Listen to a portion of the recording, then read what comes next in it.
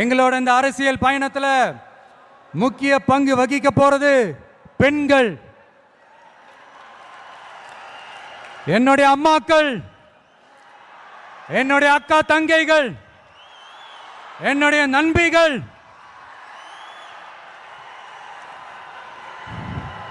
என் கூட பிறந்த என் தங்கச்சி வித்யா இறந்தப்போ எனக்குள்ள ஒரு பெரிய பாதிப்பை ஏற்படுத்துச்சு.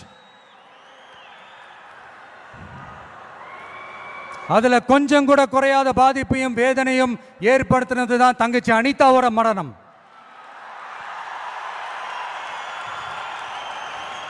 அதுலயும் தகுதி இருந்தும் தடையா இருக்கே இந்த நீட்டு.